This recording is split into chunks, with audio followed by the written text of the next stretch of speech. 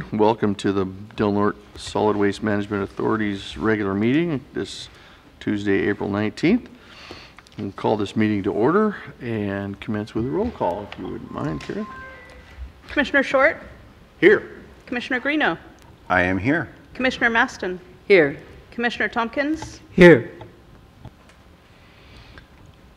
And we will make a note when Chair Inscore rolls in. If you would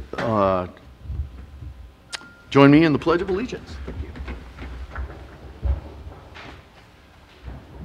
I pledge allegiance to the flag of the United States of America and to the republic for which it stands, one nation under God, indivisible, with liberty and justice for all. Sue, you didn't turn the heater on back there? No, I actually am. You're doing okay? All right. Okay. Now we'll move into our public comment period. Any member of the public may address the Solid Waste Management Authority on any matter on or off the agenda. Each speaker will be allotted 3 minutes to make their comment. Is there any public comment? Do we have anybody online wishing to comment? So, no public comment. We will move on to our open session items. Number 1 was our consent agenda. 1.1 is the approve the minutes of the regular session of Tuesday, March 15th. 1.2 is approved payment of claim number 9216 to Recology Del Norte for the invoice 6281 for Caltrans Clean California / Del Norte Free and Clear event in Klamath in the amount of $5,969.53. 1.3 is approve 3 authority allocated dumpsters in support of July 4th events and 1 in support of Sea Cruise on October 7th and 8th. 1.4 is approve payment of claim number 9201 to Clean Harbors Environmental Services, Inc. for invoice 044286 in the amount of $46,087.49. And that pays for the annual hazardous waste cleanup event.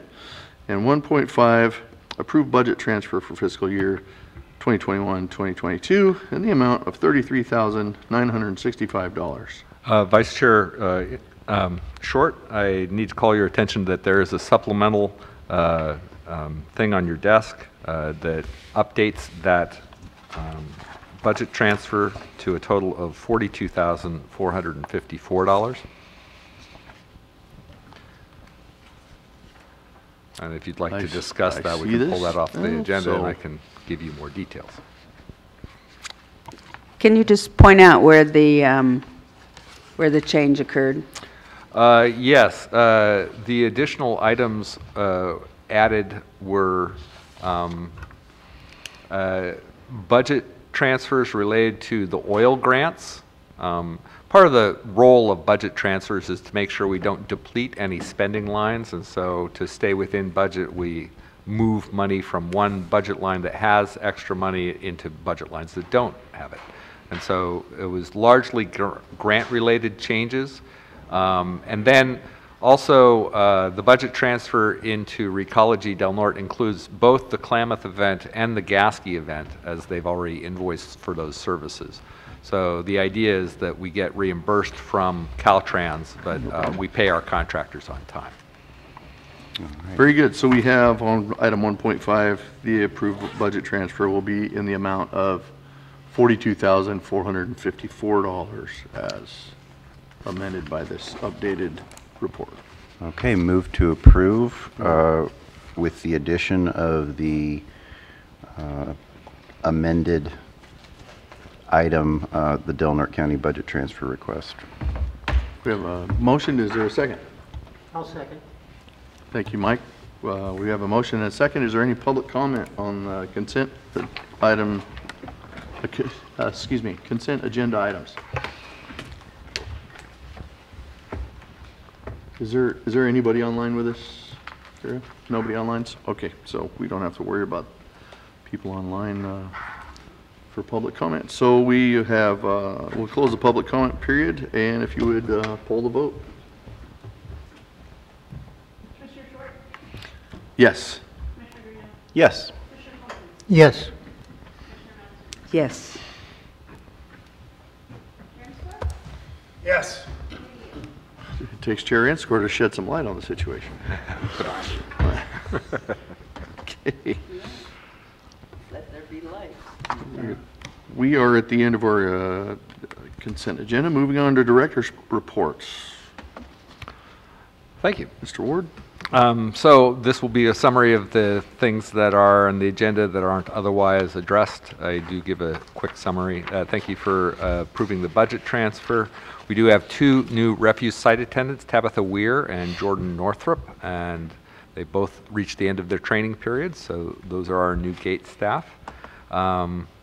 Appreciate Kathy Brewer's completion of the accounting tasks that include some of the additional items that you've been handed. That includes the claims approved by director, the accounts receivable report, and the comparison of this budget year to previous budget years. Regarding the landfill, I'll have a brief summary report about a fire that was there later in the agenda. Regarding contractors, things that aren't on the agenda, I'm very pleased to report that Recology has completed the swap out of the metal bins for the new paired trash and recycling bins throughout the community. There is 1 remaining metal bin to be removed, but it will not be replaced because it's in a location that the city did not want a bin. But all the other bins, all the locations have already been swapped out. I'd also like to point out attached to the director's report is a report regarding the outreach that Recology regularly does associated with their programs. On community cleanup events, I'd like to highlight that we did have a very successful Klamath River cleanup on April 16th. There was a Gasky fuels reduction event to reduce some of the brush that is a potential fire hazard. And then this Saturday at the College of the Redwoods, there will be another cleanup event of the forest adjacent to the community garden there. So if folks are interested in participating, they will be meeting at 10 a.m. at the garden in front of the College of the Redwoods. Also, regarding community cleanups, this past month, Mission Possible, we've supported them to the tune of $1,782 just in the month of March, to give you an idea about how that program's going. But it is a very important ongoing program, and cleaning up some of those areas and working with the unhoused. Continuing on, attached to this report is also a memo describing recent changes to maintain safe operations on the tip floor of the Del Norte County Transfer Station. There was an incident essentially where a door opened from a Recology vehicle and it swung and impacted a passenger vehicle. And the nature of this issue is that you have different levels of awareness about the hazards on the tip floor. And so we felt the best way to make this operation a little bit safer is to separate Recology trucks from any other vehicles. So when Recology's on the floor, no more than 2 vehicles on the floor unloading at any one time. No other customers are allowed. And when other non-Recology customers are on the floor, unfortunately, Recology has to wait until they're done. Again, this is all for safety reasons, and we consider safety a very important priority and not one that we're willing to sacrifice. Let's see, finally also on SB 1383 compliance, we did have a meeting with Cal Recycle representatives, including Marshall Graham and Spencer Fine, who are essentially the folks who are doing oversight in terms of our compliance. They were very pleased with our progress on SB 1383 and noted that several communities are well behind us. And they also kind of apologized for the tight timelines, acknowledging that it was a significant effort to get all those MOUs passed and the ordinances passed. And I really appreciate the efforts of the city and the county to get that done on time. But one of the things they did mention is they would very much like to see on both the city and the county websites a link to the authority's website or to information about the mandatory commercial recycling program and some of the other SB 1383 things. So while we've been able to do that through the county website, we really need to get to the city's IT person and that connection has not yet been made. I'll make that connection.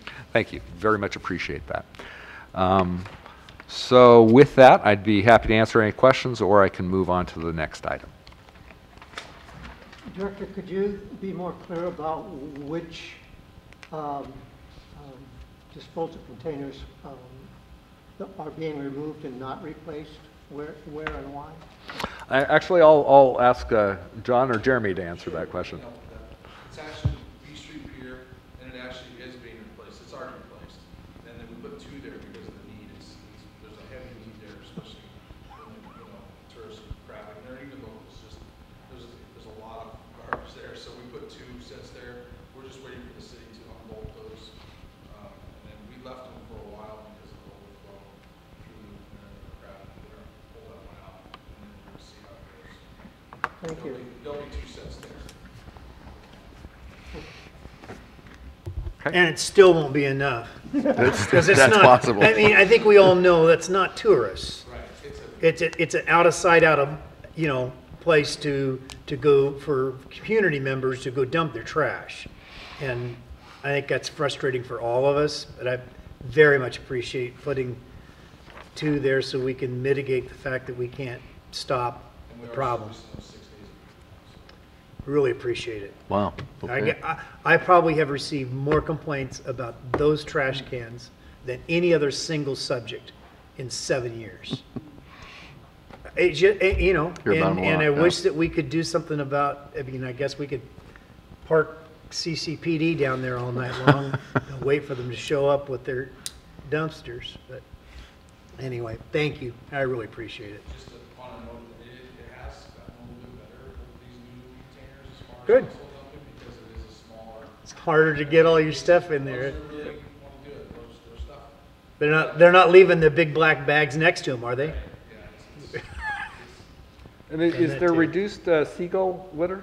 Are you noticing that? I'm sorry? Is there any reduction in the seagull associated litter? On the beachfront and I'll drive because so many people Feed 'em. those birds and that just keeps them there and they're not going to get fed in there. Okay. But seriously, it's a I know I've gotten some, sorry, Mr. Chair, is that all right? I've gotten complaints about the boat ramps in Klamath and that the cans there aren't sufficient because of the bears that are in the area and that there's always garbage overflowing and everywhere. Those cans are not retained or serviced by ecology. Okay. I'm not sure who's actually. That's our buildings and maintenance. Is it? Okay. Alan Whittaker and his crew. Okay. That is a Yep. problem, I've seen that as well. That's something we would love to get on that there. Actually, already have. Yeah, I'm surprised that Alan hasn't talked to you guys already about getting some of those cans and putting them on the boat ramps, because they're so much better. If you would like to, we're available to have that discussion, of course. Appreciate that.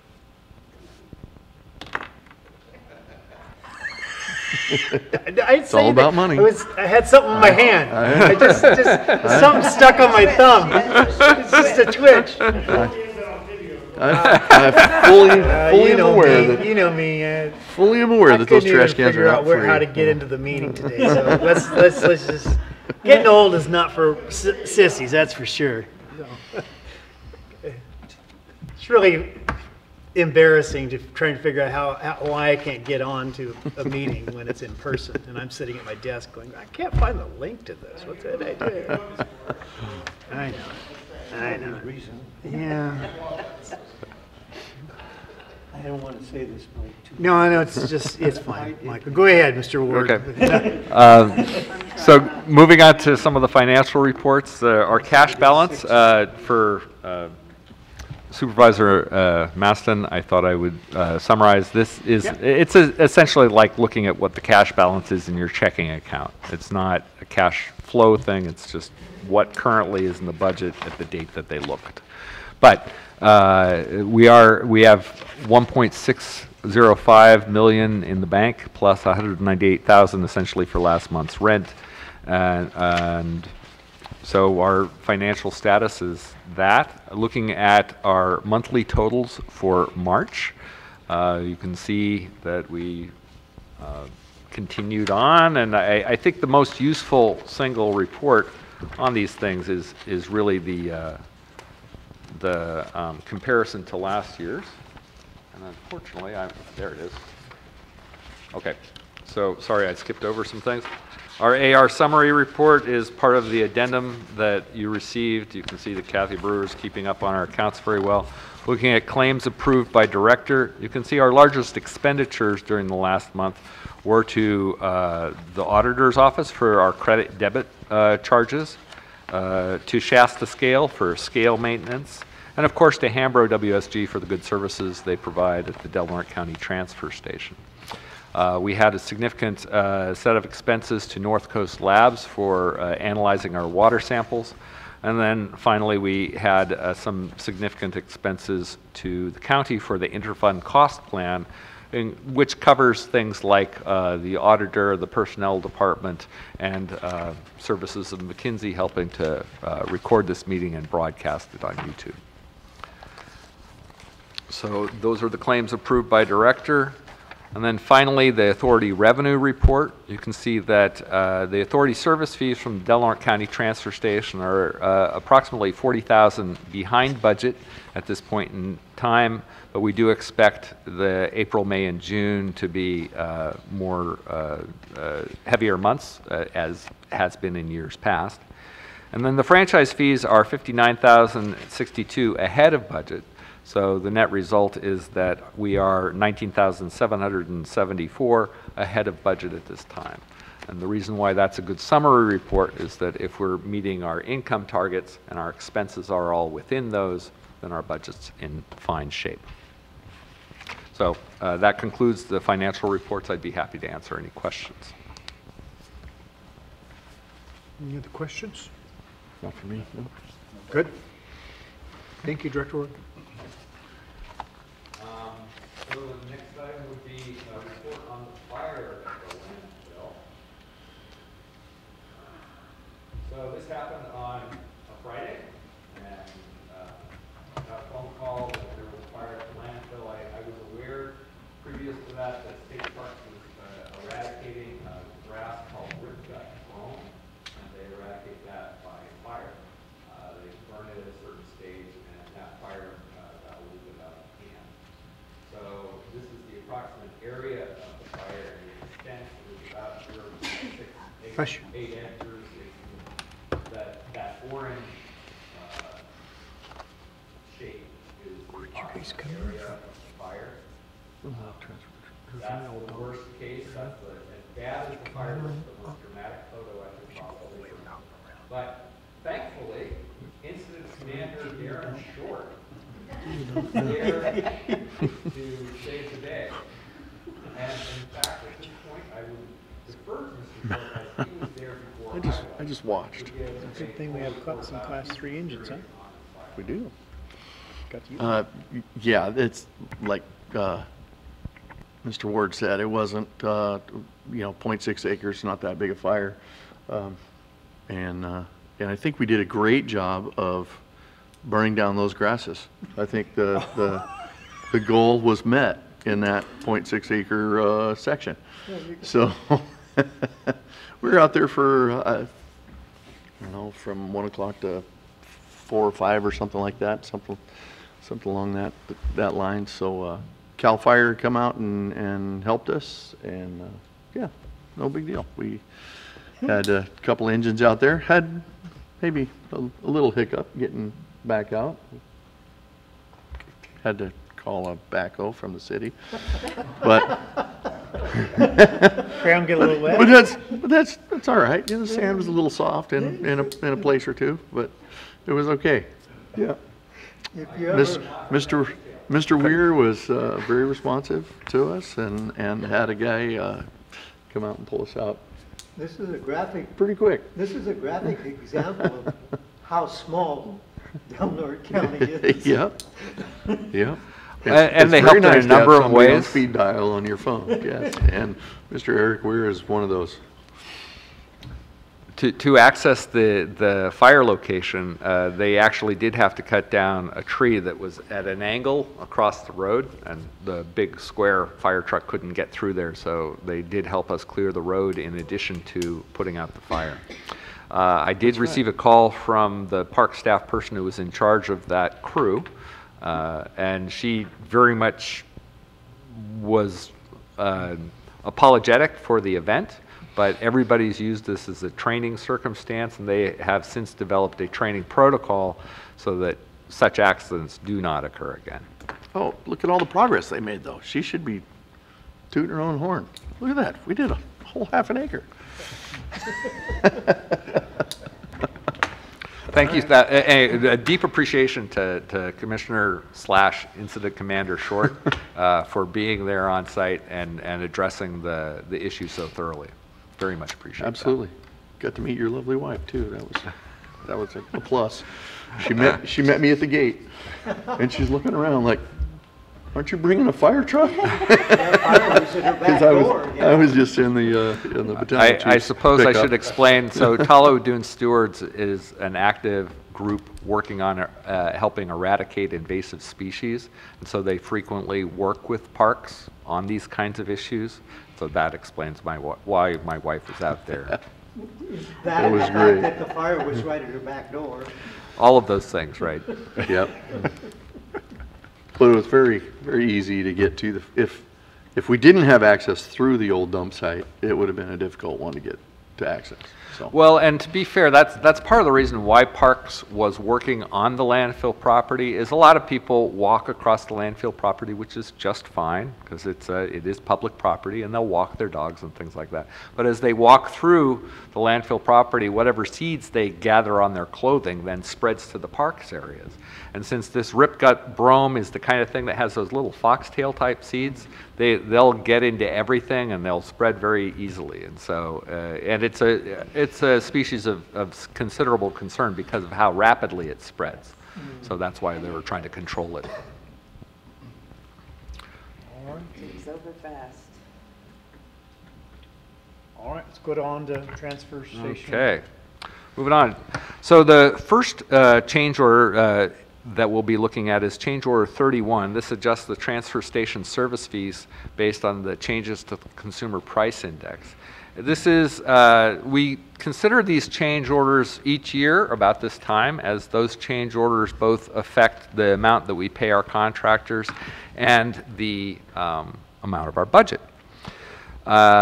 In this particular one, you see a revision also in your packet because we did discover that it's not necessary for the secretary to sign all of these things. So as I was looking, as Kira was showing me the signature requirements for each office, that changed the way we were doing the signature lines. So I adjusted that. There are no other changes to this particular change order. The other thing that I guess is worth noting is that during this last year, the consumer price index gave us an increase of over 7%. You may recall last year, as we were negotiating the revised service agreements with both Hambro and Recology, we made their contracts uniform in that we awarded 100% of CPI limited by a 4% annual cap.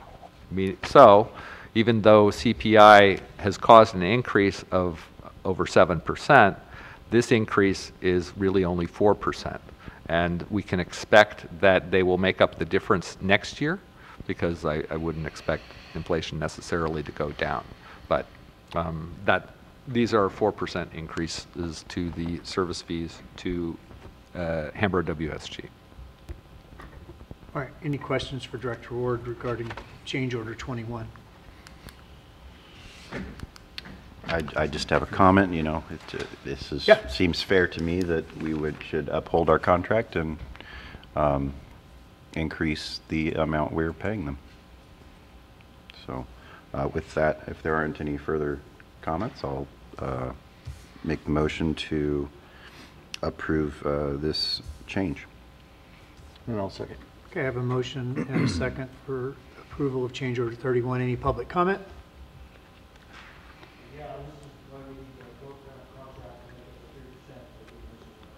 We're not on yours yet. You're as ornery as I am, Jeremy. All right.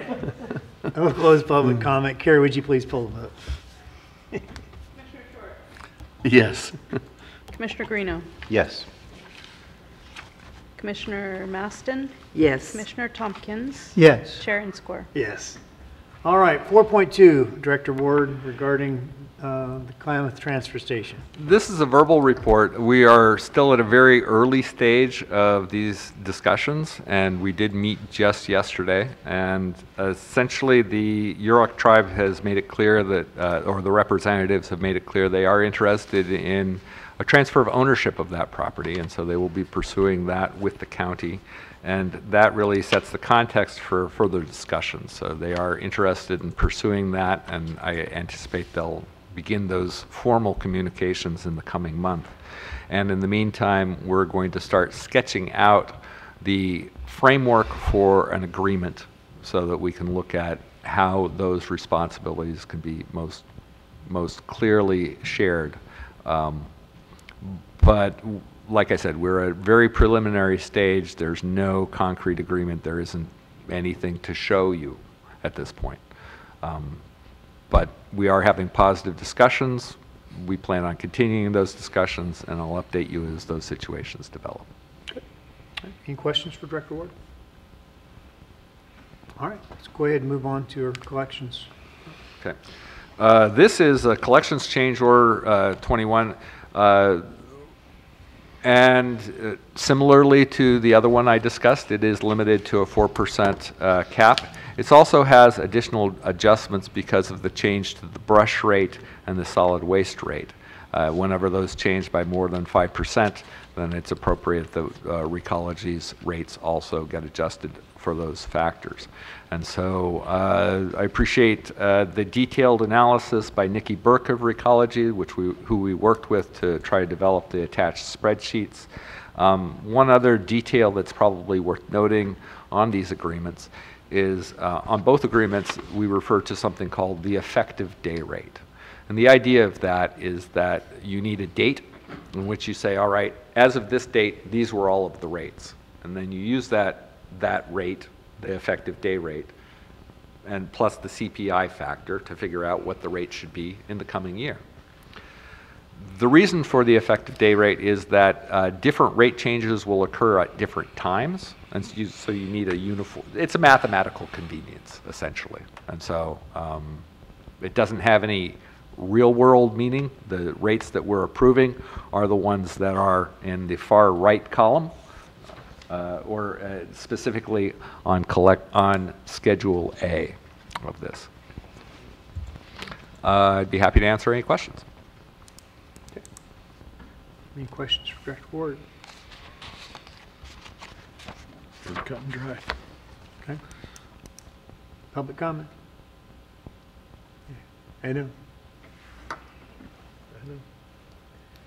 All right, I'll close public comment, entertain a motion for change order 21. I'll move to approve. Have a motion, do I have a second? Seeing there. Second. All right, Kara, would you please pull the vote? Commissioner Tompkins, Yes. Commissioner Short, Yes. Commissioner Maston, Yes. Commissioner Greeno, Yes. Chair and Score. Yes. All right, general solid waste status on 1383. Anything else that you need to tell us about that? Yeah, a few things.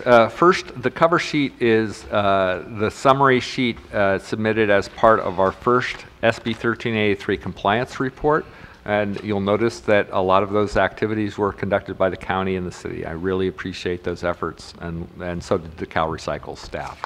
So, but where we're at now is there is this memorandum of understanding that has been approved by the City Council as well as the Board of Supervisors, and it is a three-party memorandum of understanding, and so it is now time for this board to adopt that memorandum of understanding, clarifying the respective roles that the city, the county, and the Solid Waste Authority play in implementing 1383.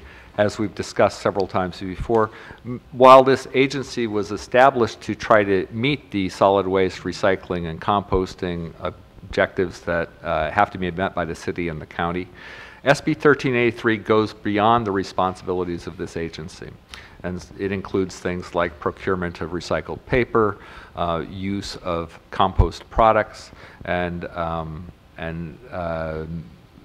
mandatory water-efficient landscaping ordinances, and green building codes. These are areas for which the authority has no responsibility whatsoever and really can't, because we have no responsibility over any of those other agencies. But what this MOU does put us in the role of is we're reporting what the activities are regarding compliance of SB 1383, whether they're conducted by the city, the county, or the authority. So we're in the role of trying to make sure that everybody's on track. We're letting people know what we're supposed to be achieving, and we're reporting to Cal Recycle about how we're doing. So staff recommend approval of this MOU. I'll make the motion. Okay, we have a motion. Do we have a second? Second. All right, any public comment or any questions? All right. Already looked at it. Already Yeah, voted on well, it once. you voted on it once? Yeah. You haven't changed your mind? Nope. You still think 1383 is Oh, no. Okay. It no. would be nice if we didn't have to. I have an opinion on 1383, approve but this that doesn't have MOU anything to do because- with the contract. Yeah. I kind of believe it's a little much for us here in this county at this time, but So it's does every other rural county in the state of California. it's So, state law, unfortunately. you know. Yeah. So All right, we have a motion and a second. Kara, would you please pull the vote? Commissioner Greeno, yes, Commissioner Short, Yes. Commissioner Maston, Yes. Commissioner Tompkins. Yes. Chair and score. Yes. Very good. We have an audit. Yep, we have a draft audit from Harshwell and Company. Actually, I'll call Rich Taylor, our treasurer, up to give us a brief summary of his assessment of this audit, and I'll fill in any details that he might cover. I can tell you on page 5, they give you what you call a clean opinion, meaning that everything's fine. On page 10, they talk about how our net worth keeps getting better. Sue might remember this, but 20, 30 years, something like that, the state came along and said, you got to close that landfill. You got to put it somewhere else. And then they added later, you have to monitor the closed landfill. So that was the $3 million, that was $9 million in the hole. The county had some money, and it wasn't working out very good. So the city and the county got together, and now we're kind of all sitting here laughing and passing and everything, and I'm thinking 2 years. Ted thinks it might be 3 before that's all paid off, and we're not in the hole like we started $9 million ago. So then you got a clean opinion, you're getting better, and this year, they don't have any suggestions for us. Last year we had to implement GASB 68 and we did it. So I don't know how you can get any better than that, but good report. So, Thanks, Rich. yeah. I think that covered it. Our net position during this last fiscal year, which ended in June 2021, improved by $269,856.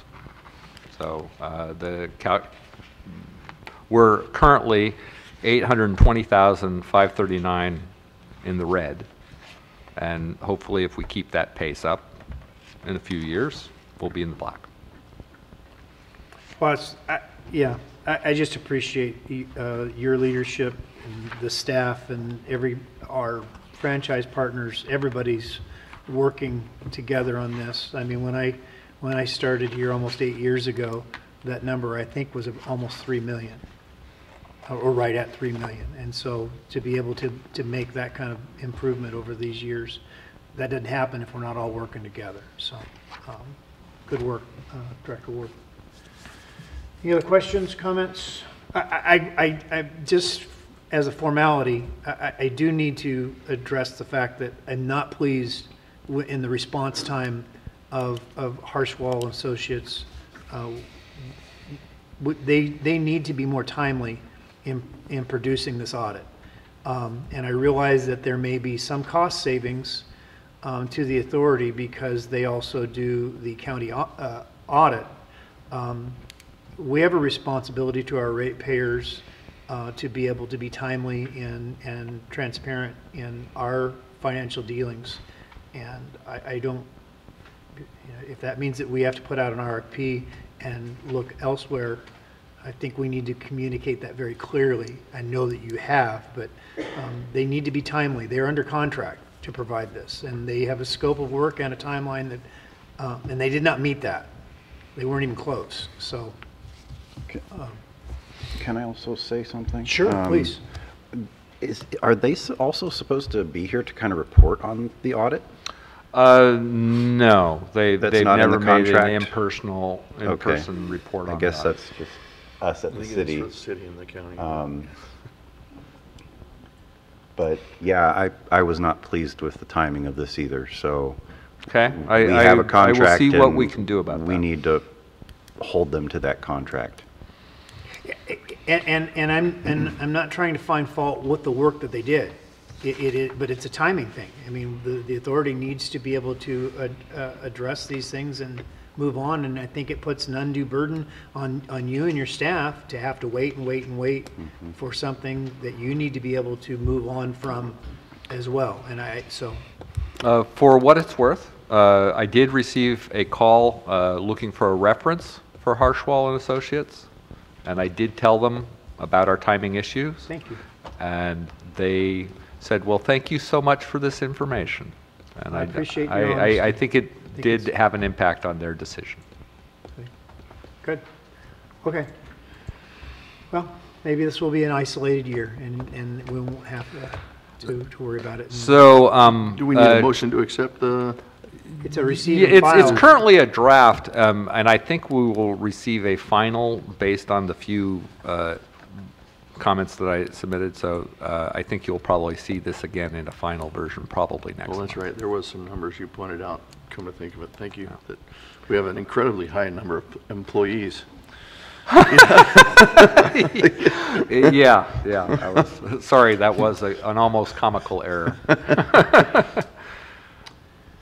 Okay, well, we look forward to the final audit. Thank you. Thank you, Mr. Taylor, for reporting on it, and Director Ward for your hard work. Officers, we neglected to elect officers. I'm not sure how we forgot it. We just didn't do it in January, I guess. So it's almost May. I take the blame for that. Okay. I'm sorry, I forgot to put it on. There's always a timing issue in terms of the city and the county appointments, and I always try to wait after that, but unfortunately, I just forgot to put it on until now, so. Okay. We have 3 officers, well, we have 4, but one is not from the electeds. It's our public member. It's our treasurer controller, which is Mr. Rich Taylor. So we need to decide whether or not, if we're going to make changes, whatever we do, we need to make nominations for these and put them into the record. Mr. Ward, what was your, would you mind expanding on your comments in the report about trouble getting signatures? Oh, sure. I'd be happy to. Attached to the, well, maybe not attached. Kira, as she was serving as clerk, was looking at a county document indicating which officers should be signing which documents. And she pointed out correctly that my previous staff reports did not match that other one. So now they do. This updated staff report covers that. But essentially, what my mistake was is my presumption was that the secretary needed to sign things that a clerk would normally sign, and that's not the case. The secretary generally signs minutes and claims, and that's pretty much it. The chair signs most documents, including claims, minutes, contracts, budget transfers, personnel action forms as needed, resolutions, ordinances, and change orders. And the vice chair, serving in the role of the chair, could sign any of those, but also specifically could sign claims, minutes, contracts, and budget transfers. Like I said, the secretary is really limited to minutes and claims, and the treasurer is probably the person who most often countersigns the claims. Claims are pieces of paper that we hand to the auditor's department that authorize the cutting of a check. And one of the financial controls that we have is once we write up the claim saying, please cut a check for this, I sign it, and then somebody else countersigns it. Usually it's Rich, but it could be the chair, the vice chair, or at times, the secretary has filled that role as well. And it's a challenge, it had been particularly during the COVID period, a challenge to get signatures and round them up because we weren't all seeing each other face to face. Okay. So hopefully that will be less of an issue, but it's important to be consistent about who signs what and making sure we're all on the same page about that. Beautiful. Thank you. All right. So, election of officers. Yep, Are we accepting nominations for chair? absolutely. Yes. Okay. I move that we nominate Darren Short to be chair. We'll nominate Jason Greeno to be vice chair. We can't do one at a We're time. doing chair at the moment. Are you really that old? Gotta do one thing at a time. Sorry. I'm sorry, I retract that. Yes. I heard it. It's the kind of respect you get for 12 years of public service. Okay, we have a motion for Commissioner, Board Member Short to be chair. Do we have a second? Second. All right, got a nomination, second. Any others? Okay, we'll close nominations. Any public comment on that nomination? All right. All in favor, say aye. Aye. Opposed? All right. Now, go ahead. I'd like to nominate Mr. Greeno for vice chair. All right, we got a second? Second. All right, we have a motion and a second. Any public comment? All right. All in favor, say aye. Aye. Aye. Opposed? All right. You started this meeting, you can finish it now. Thank you very much. You're welcome. You want this chair? No, I'm good sitting right here. Thank you very much. Moving on to item 6.4, discussion. Oh, that's we right, have we a have to do, secretary. we have Yeah. to do a chair and a vice chair. See? I would like to open up nominations for secretary. Guess we should have taken them all at once. I move that we nominate Sue Masterson to be our I'm an alt. secretary. I'm an alt. Oh, you're an alternate? Oh, So it'd be Valerie. You can nominate Valerie. Um, Not here. well, Yeah, I like that idea. do you like that idea? Yeah, absolutely. Okay, well, I'll second that. I'll nominate Yeah. Valerie Starkey to be Can- the secretary. Can our public members serve as an officer? I believe, the secretary, I believe so. There is somewhat a tradition of the chair and vice chair being City and county? city and county and then alternating, but that's not a requirement. But the secretary really could be any commissioner. Well, there you go. Okay, well, actually, I'll retract what I said and I'll nominate Mr. Tompkins to be our secretary. I will Second. second that. Yeah. Third, fourth. All right, very good. As long as I don't have to take minutes. No. Already got one of those. Apparently, you just have to sign them. Yeah. Okay, We do have to vote. We I know do. how to sign. Is there any public comment? Seeing none. All in favor? Aye. Aye. Any Aye. opposed? Do we have to elect Mr. Taylor as well? It would be officially? appropriate to reappoint him as Is long there as we're on the anybody who would topic. like to make a motion to elect So Mr. moved. Taylor? Seconded. We have a motion and a second. Be faster. Is there any public comment? None, all in favor, say aye. Aye. And Mr. Taylor's been railroaded into that again. So, right on. Thank you, Mr. Taylor, for your service to us. Continue. And here we go. Yes, that's right, continued service. All right, now on to 6.4, discussion possible adoption of the Del Norte Solid Waste Management Authority Ordinance 2021-01. Really, this is the first ordinance? We got half the year almost gone. Establishing regulations for authority-owned or managed properties. You correctly point out this is the first ordinance of the year. The authority generally does not adopt very many ordinances. When there are new rates and new services, we'll adopt a rate ordinance, or in this case, we're looking at adopting an ordinance for enhanced enforcement on trespasses and other violations of authority-managed properties. This, as it does not directly impact rates or services, this ordinance needed to be approved by the city and the county after introduction by the authority. There were small changes and that have been approved by both the city and the county. So what you have before you is ready for adoption, and I'll work with legal counsel. Assuming that this gets adopted, I'll work with legal counsel to make sure that we get the appropriate public notices following the adoption. Very good. Any questions or comments?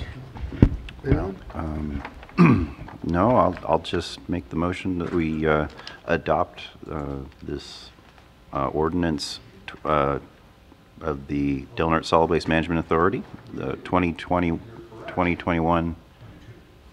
Oh, that's the wrong. It does say Oh, that's right. 2021. We are not in 2021 anymore. It Thank is you, Mr. Black.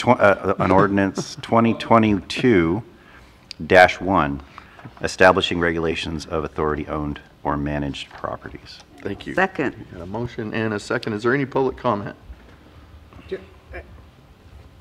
Just for clarification, don't we need to identify this and read by title only and waive full reading if we're going to introduce this ordinance? Oh. Otherwise, we got to read the whole thing. Oh, that's right. So, unless you want to read the whole thing. I don't. Let me pull it up. Yeah. So we're looking for a motion to, so Would you like me to do There it, is- Jason? I I'm- have it here. Oh, if you have it, go ahead. Yes. I'd make a motion that we waive full reading and read by title only ordinance 2022-01, an ordinance of the Board of Commissioners of the Del Norte Solid Waste Management Authority establishing regulations for authority-owned or managed properties. I will second that. there we go. Thank you, Blake, for not making us read the entire ordinance into the record. We've already heard open and closed public comment on this. And this is, Bob, this is opening a hearing for a certain period of time, or no? No, it doesn't require, It- it's not a type of ordinance that requires a hearing, just public comment. Okay, thank you very much. All right, with that, Kara, if you would pull the vote, please. Commissioner Greeno, Yes. Commissioner Short, Yes. Commissioner Mattson, Yes. Commissioner Tompkins, Yes. Chair and Square. Commissioner. Commissioner and Square, sorry. Yes. I know it does. Yeah, well, Thank you for that. Okay, excuse me. Discussion and possible action regarding award of $45,000 grant from the U.S. Forest Service for cleanups in the Smith River National Recreation Area and on other Forest Service properties, including recruitment of a grant manager. Mr. Ward. This is good news. The U.S. Forest Service has awarded us the grant we applied through the Resource Advisory Committee, also known as the RAC grant. This is specifically for cleanup on Forest Service properties or properties that could impact the watershed of the Smith River National Recreation Area. We do, through the last RAC grant we had, we established a contractor, DDR, Dave Mason and Associates, that helps us with these cleanups. And in this particular grant, because it runs over several years and involves a lot of field work, I really think it's a good opportunity to consider hiring a grant manager just for this project as a grant-funded position. We did describe this potential in the description on page 2 as one of the things that we intended to do, and I do have in mind someone who might be well suited to this position, but as a public agency, we of course need to go through an open recruitment process. So the next step in this process, if the board agrees with this direction, is to develop a job description for that grant-funded position, have you approve that job description, and then we open that up for recruitment, we hire that grant manager, and then we we start down that road. So if you give this direction, I will develop that job description and bring it to a subsequent meeting for final approval before we go down that road. Director Ward, what percentage of the grant do you anticipate to be in this grant coordinator versus actually providing services in the forest? That is an excellent question. I would see this as definitely not more than $10,000 and probably quite a bit less than that. And this is a multi-year project, so it's not a lot of people would be interested in that level of work, but some might.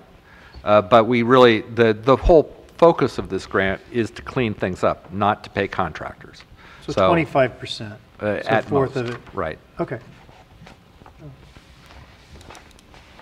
Personally, I can't think of a more important thing in this county than keeping our forests clean. And there's, Lord knows, I've wandered those hills enough to know there's stuff out there that needs to be brought in. Tons and tons, yeah.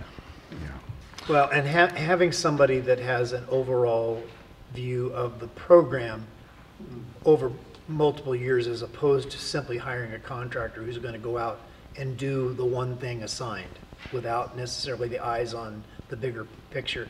I think it's a very prudent approach, Director Ward. So I just want to make sure that the vast majority of the funding is still addressing the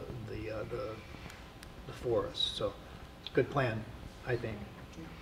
So I would entertain a motion to direct Mr. Ward to formulate that job description and Do we need a motion, Chad? subsequently. Consensus direction would be fine, Yeah. if I'm not hearing any opposing voices. Okay, We have consensus all the way around? That's agreeable to me. Yeah? Yeah. thank you. Very good. Good Well, plan. there you go. Makes it easy. Thank you, Mr. Ward. And here we are at item 6.6, discussion and possible action regarding changing the date for the next authority board meeting to be Tuesday, May 10th, 2022.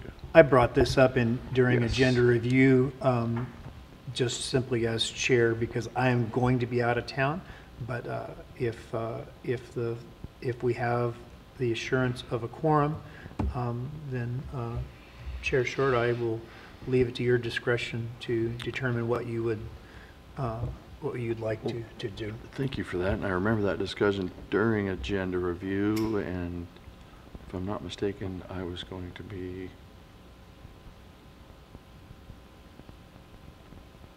gone as well, but no, I'm not. And I have Sorry. confirmed that this room is available Or at that on- time. No, on the 10th, we are good, but on the other So- day, I believe I was gone as well, so. So Commissioner Inscore, you're available on that date? I'm available on the 10th. I'm not on the 17th. Okay. Yeah.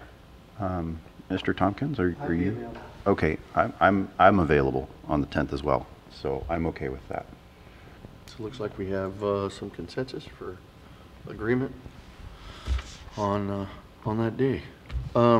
Before we wind this up, I wanted to bring something up, and that was in your report, Mr. Ward. Do we need to take specific action since we're moving this meeting? Yeah, I think you should. I think. Other than- formal action. Other than just consensus, so, Canceling a regular and establishing a special meeting. thank you. I understand it. I would need Chair a, Short, I'll make a motion that we cancel our regular scheduled meeting for May 17th, 2022, and reschedule a special meeting for May 10th, 2022. I have a motion. Do I have a second? Here in person. Here and in person. Thank you. I'll second. Thank you. We have a motion and a second. Is there any public comment? And could we pull the vote, Kara? Commissioner Maston, Yes. Commissioner Tompkins, Yes. Commissioner Inscore, Yeah. Chair Short, Yes. Commissioner Greeno, Vice Yes. Chair Greeno. There we go. There. Now it's set in stone. There you go. In person. Thank you very much. Yeah, I'm so sorry. That's good stuff. But I'm sorry, Mr. Ward, I was thinking as I perused through the packet that this was an agenda item. So it was just in your director's report. And that is the change of policy at the transfer station. And I tried to discuss that briefly. It was the issue regarding the Recology trucks and the other commercial trucks on the tip floor. Yes. And, I mean, if it was just what you said, then there would be no problem. But it seems like there's more to it in the report. I mean, if there's a Recology truck on the floor, nobody comes in, piece of cake. Or Right. if there's somebody in there, then no Recology truck comes in, piece of cake. I mean, that seems like a pretty easy thing for the employees to control and for people to understand. But we went into customers with ADA plates or placards, commercial charge account customers. And it just, I was just thinking, because I use the transfer station, and while I don't have an ADA plate, I do have some back issues and prefer to stand on the floor to unload my truck. Backing up to the tipping wall, bending over, it's not the greatest thing for me personally. I was just wondering if there was another direction we could go, because it seems like I'm not the only one that would be in there, offloading things like roofing material, where being on the floor would be much more conducive to unloading relatively ergonomically. I was just wondering what your thoughts were on that, if we could maybe. Well, thank you for bringing that up. 'Cause change that. It's a real issue for a lot of people. And it probably doesn't surprise you that people like doing what they've always done. And so when people get used to tipping on the floor, that's what they expect. And so we have a variety of customers. Some, for instance, if you have a tipping trailer, that's kind of the thing that you can't be at the tip wall, because that tipping trailer is going to hit the edge of that tip wall and it's not going to be working for you. So that's one category of customer. You also have the roofing contractors that have large loads, or commercial contractors, and then you also have ADA plates. And of course, we have to accommodate folks with disabilities, and so if they're insisting that's what they need for their safety, that's what they need. But part of this issue is that we need to find ways to actually limit the number of people on the tipping floor who are not Recology, because they can't, it's already proven to be a safety issue to have them both be there at the same time. And part of the design of the Del Norte County Transfer Station is to minimize Recology delays, because those costs ripple throughout the community. If there are enough delays at the transfer station, Recology has to buy another truck to put on the road, and that very much changes the cost profile of providing those services. So it is a challenge to find the right balance of how do we find ways to limit the number of non-Recology customers who are on the floor, or want to go on the floor, or feel like they have access to the floor, and still making it safe for everybody. So it is an ongoing challenge. And this is what we've been able to navigate so far, in part because of the feedback we've received from folks who have ADA plates or insist they really need to be on the floor. And we really try to say yes, but there will be a limit to that. So I appreciate you bringing up the point. Do you have a suggestion about what we might be able to do differently? I was just, thinking from the experience of being on the floor, sometimes it's relatively tight. Other times, geez, you get 4 vehicles abreast in there when it's nice and cleared out and the metal pile's not as big as it is sometimes. But you know what I'm talking about, Mike. Yeah, as for suggestions, I don't know how many accidents we've had since we've been open. I mean, this is. But this is only an issue when Recology is on the floor. That is the primary time when it's a real potential safety issue. Whenever you have heavy equipment mixing with people who have various degrees of awareness of the risks, it's a real issue. I mean, so, but a person who feels that they need to be able to go on the floor can wait. That is the for a few option that we minutes, often give and them. when Recology moves out, then they can come in and do that, and that makes it safer for everybody. And I've been in that place quite a few times, and I don't think I've encountered a Recology truck in there at the same time. Maybe twice. How frequently during the day is Recology using that floor? There's certainly a burst of activity in the morning and another one mid-morning. Most days that's the case, but they're in there.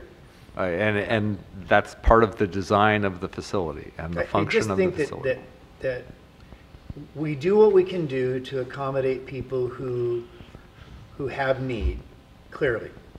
But that may not mean that you get, just because you have an ADA plate, means that you get to go to the head of the line, or that you get to be there even though Recology is trying to offload. Giving access doesn't mean giving preference. And I think that we need to keep this fluid and address it as it comes. But I think that safety should be number one. And I think that people need to learn to be patient. I know that's hard, but it's a work site, and if people are on that tight of time schedule to dump their trash, then maybe they should hook up with service with the Recology if it's that big of a burden that they've got to get there and get out in such a quick time. I'm sure that Recology is still open for new customers. I don't know. I think that safety should be number one. We're not telling anybody you can't. We're saying you can't during when this operation is happening. And we see that in lots of other areas where if the street is, if there's work going on the street, then people are asked to wait to go by. If you want to drive to Klamath, you wait. No, I agree with you. It's just, what I read in here was that if I loaded my truck up and I wanted to offload on the floor, me, without an ADA plate, is not going to be able to. That's not what I understood, but if that's the case, then that's a different story. Is that the intent that only ADA can use the park? Reading items 6 and 7 from the report, when customers who should not be unloading on the Del Norte County transfer station floor line up to do so out of habit, because that's what they're used to doing, Hambro WSG staff can either A, safely direct those customers to drive around the perimeter road back to the inbound scale, then to the tip wall, or may allow those customers to unload on the transfer station floor, explaining, okay, this one last time, next time you unload the tip wall, okay. And then, if the customers are upset with this policy, then they're directed to talk to me, so that I'm the person hearing everybody's complaints and getting an assessment about how much of a concern this is on an ongoing basis.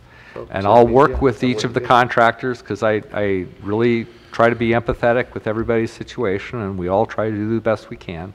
But safety is going to be the first concern. So that's part of how we got to the ADA issue, in that a customer was very upset that they weren't allowed to tip on the floor, and they were an ADA placard holding individual, and they were very clear about their legal recourse that they were going to pursue if I denied them the ability to unload on.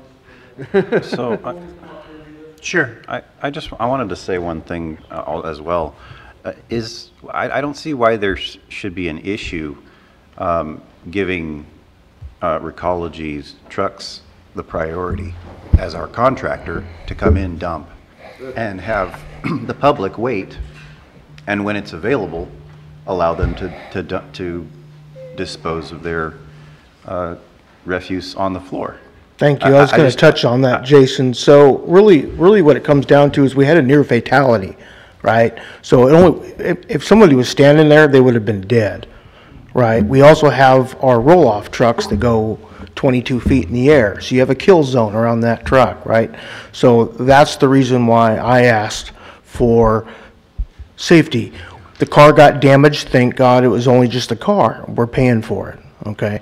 So my concern is this, is that we've got two problems. One is that I don't have a problem with people coming in on the tip floor. However, when you get a line of people We got to wait 45 minutes to be able to dump. Those adds costs to us, which then emit out to the community. And we don't want to do that. And if we can come to an agreement somehow where we can still get in and out in a timely fashion, maybe there's, a recology truck, if there's a line, we can go up to the front of the line and be next into the bay. If there's a staging area for us to park, and then we can have somebody stop traffic and let us in first, so we can dump and get out safely, that would be in preference.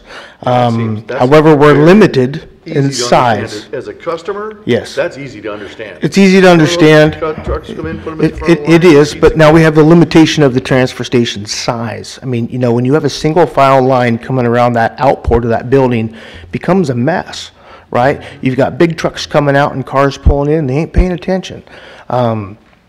My other issue that was frustrating was that there's times we come into that transfer station, there's nobody there. There's nobody on the floor. If we're going to put a procedure like this in place, we need to have a plan of, do we have somebody who's managing that tip floor at all times? Is there somebody directing traffic? Is there someone having people park in the right zones?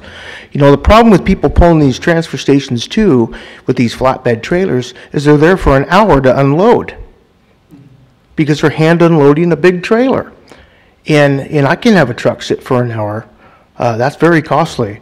And so that's another minimization that we were trying to adhere to too, is that, if people have a dump trailer, they can dump and get out of there fairly quick. But if you have two people backed in there side by side and they're up there elderly, or they have a really, weird load, they're not really paying attention. They're walking around and it takes them forever to unload these trailers while we sit there and idle and wait. That's kind of our issue coming from the trucking side, is that there's just limited space. If you get too many cars in a line, it's hard getting, trucks out of the building because people are driving right through that front of that exit port. I mean, there's a logistic problem that's there. And, and we're asking for it to be somewhat addressed in a safe manner. We don't want to restrict customers from coming in and using the transfer station. However, it's important. This transfer station is different compared to many others for the fact of that there's generally at most transfer stations, there's a commercial side and there's a residential side. And we don't have that capability really at that facility. Therefore, it becomes, how do we make this traffic flow plan work correctly? That's, it's not an impedance to Hambros, it's not an impedance to the authority, and it's not an impedance to the customers. That's where the challenge really is. Thank you, of Jeremy. Trying to figure out how to maneuver safely around, customers and commercial traffic.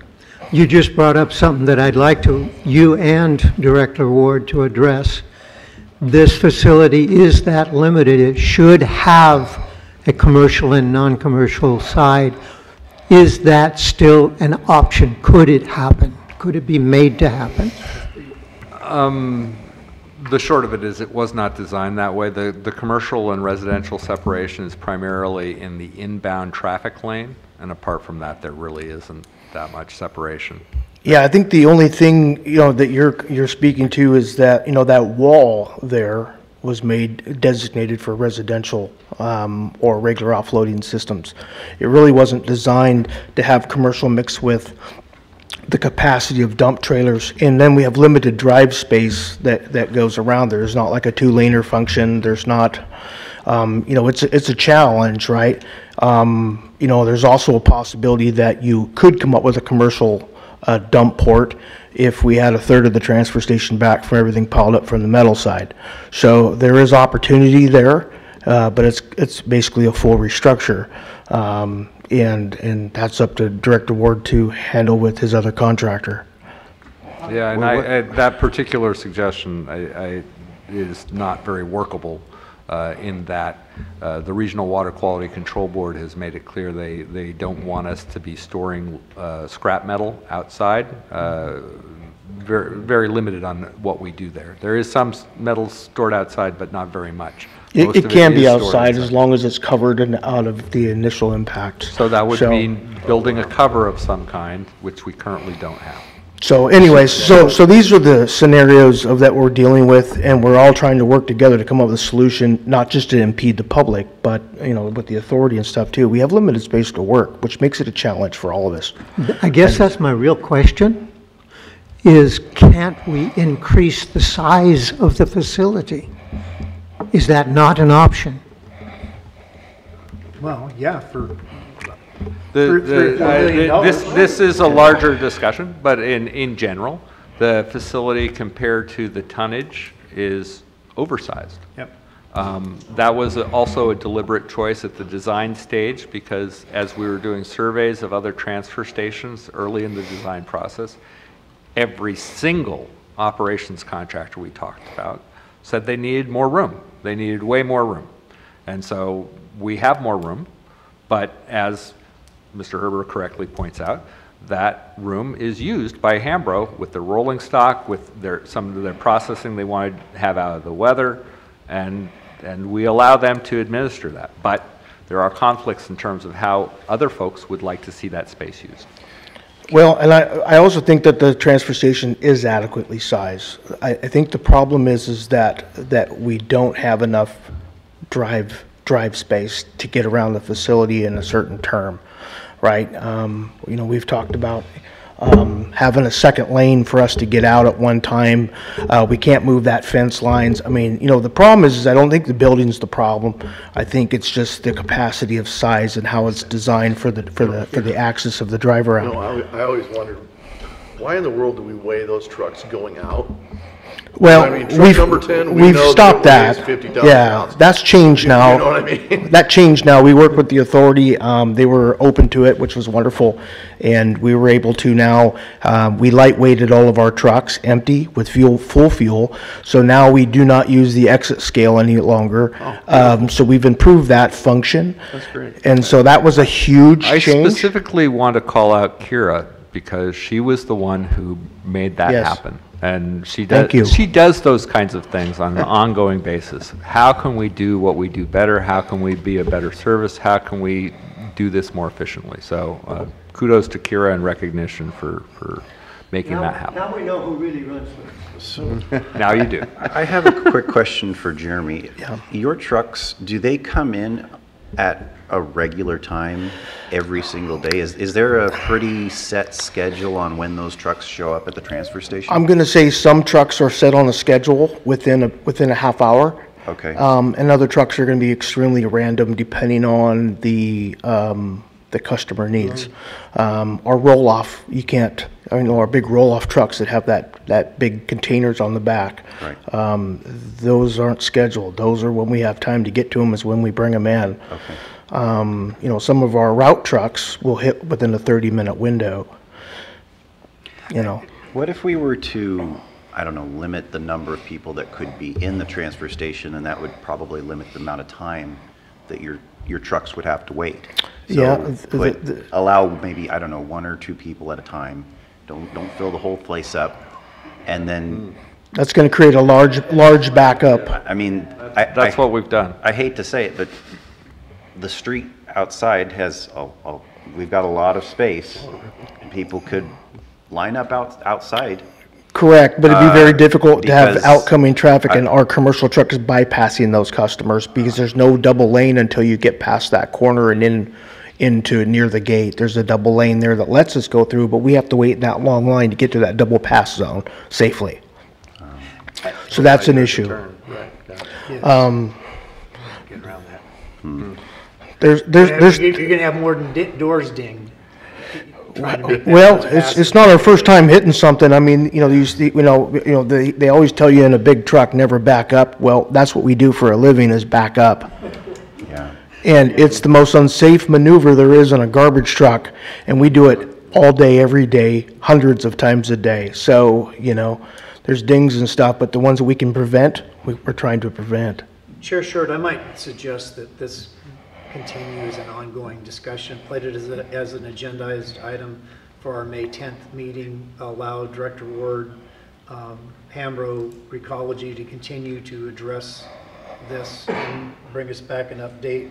I think that right now we have to operate on the safety first mode, but I think that there's always room for improvement and as we adjust it. And I think that there's also an education element that by having it as an agendized item, we can continue to try to educate the public of this, I mean, I know it's happening, but continue to, we know how many times we have to tell people before it becomes the new behavior. And so I'd just be a suggestion. I think it's a great suggestion. I appreciate that. Addressing. So to be clear, Jeremy, currently is the system working for you, or is this an issue? No, I think the system is functional. There is some room for improvement, but I think, you know, if we really want to get technical with it, we're talking about, you know, changing pathways. We're talking about widening pathways. And that costs money, so we're trying to figure out how to do that without costing And funds. Hambro needs to be part of these discussions. There's without a doubt. But I Correct. do hear that there are some customers who would like to be able to have more access to the tip floor. And the system is generally working for Recology, and we're trying to limit those customers, but it is understandable, and we will try to work with all frustrated customers to try to make sure that the service works for them as best as we can make it.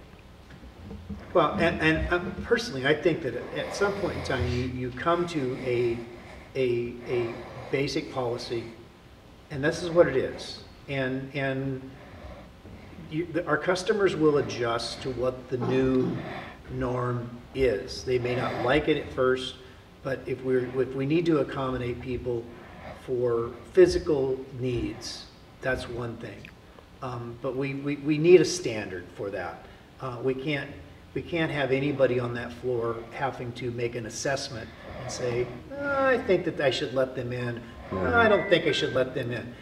That's what I would suggest, why I suggest bringing Hambro to the table with Recology, authority staff, and let's put something in place that is appropriate, understanding that guidelines, regulations are never popular. People want to be able to dump it the way they want to dump it, especially if they've been dumping it that way for a long time. But sometimes we have to create guidelines for their good, whether they understand that it's for their good or not. We don't want an injury or a fatality. Having some disgruntled people because they can't do things that they've been doing all along is a far better issue than to have somebody get injured or worse, my opinion. So I think it needs to be continued to be discussed. Hambro needs to be on the table, and let's just keep working on it. I think it's a great suggestion. If you wouldn't mind, Mr. Ward, I would appreciate that. Like I say, it's just kind of from a selfish point of view of you know, having that experience. We don't want to smash you either. I actually bought a dump trailer for a trailer, If you bought a dump trailer, you're in luck. I can remember before I had that dump trailer, it was really nice to be able to go on the floor. So, so I appreciate the discussion. I apologize for making the meeting run a little long. It's okay. Can I just say one last thing before we certainly stop on this issue? fault. I agree. I think safety is important, but I also believe access is important. And so, if we can work this out logistically, I think that we need to allow people to access this the way they feel they should be able to access it. The only challenge with that, with priority, obviously. well, no, I to understand that, contractors. and I agree with you. The last thing we're asking for is to limit people on the floor. That's not what we're requesting. However, we have to look at the reality of it and say that, yeah, if we keep that floor open and they just have to wait in line, so even if we do have priority to get to the front, which would be fantastic if we can somehow arrange that, we're still going to have those customers that are on the floor for an hour plus. And that has to be addressed too. So, and that's not up for me to make a decision on, but I'm happy to engage in that conversation with Hambros and the authority to try to figure out what works best for everyone, including, in keeping safety in mind. So, thank you. Thank you. And that does make the most sense, was why you recommended it in the first place, was to be able to go to the front of the line and then the line proceeds. And everybody understands it's as simple, and the public will get used to that and understand when the truck pulls up that they go first. So I think that's, Those the are easy signs. easiest for now. But I can see where there is a need to have an ongoing discussion, and there may be a need for, the cheapest might be for the road widening to be able to allow for the parking outside. So it is good that we're keeping that discussion open and on the table. The members of the authority are talking about spending a lot of money, Ted. All right, well, with that brings us to the end of our agenda. Thank you all for coming, and we'll see you May 10th. Yes, I enjoyed it. It wasn't painful, and it was exciting to see how far we have come in the last 30 years.